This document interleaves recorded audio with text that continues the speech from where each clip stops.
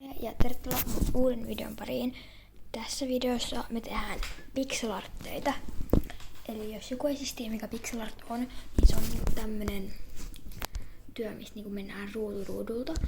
Ja niinku, että se on, että siinä ei niinku niin pyöreätä muotoa, vaan niinku tällä, että siinä on aina niinku yksi ruutu ja niinku noin.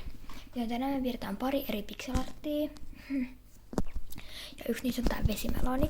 Ja mä löysin uuden lemppakynän piirtämiseen. Mihin mä hukkaan. Mä laitan tän nyt tänne. Kun mä laitan nykyään mulla on siis erikseen tusselle tää. Niin mä etin nopeasti mun kynän. Okei, eli tää on mun lempparikynä piirtämiseen. Sitten mulla on hyvä kumi, permanenttitussi ja terotin. Ja sitten tietenkin lisää kyniä. Niin mä aloitan nyt aina piirtämään ne ääriviivat. Mä varmaan aloitan ylhäältä ja menen alaspäin. Itse asiassa mä aloitan alhaalta. Ja mä eka katson niinku noi pikselit. Tai niinku ton. Eli se on 1, 2, 3, 4, 5, 6, 7, 8 ruutua. Ja sit mä niinku piirrän sen niinku tälleen. Mä piirrän tonne noi ääriviivat. Koska ääriviivat menee aina mustalla. Niin nää pitää aina eka piirtää. Ja sitten lähdetään katsomaan, että tohon tulee niinkun 2 niinkun tohon. Niinkun tää on vähän vaikea piirtää, mutta näin.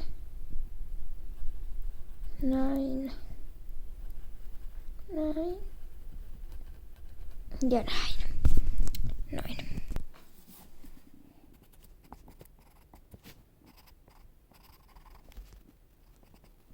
Noin, piirretään toisen puolen ja sitten vielä toinen puoli.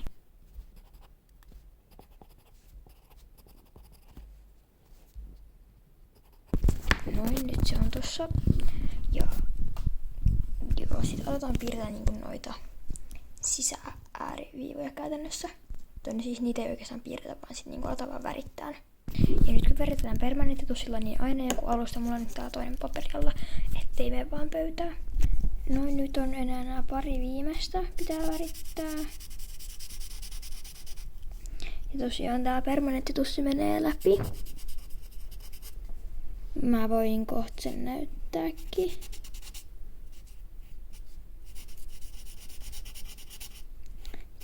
Aina, noin.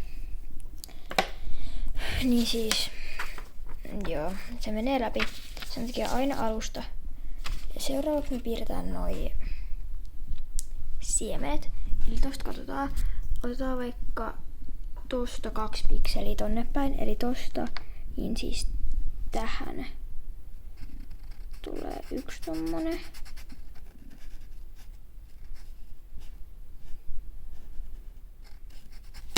Noin.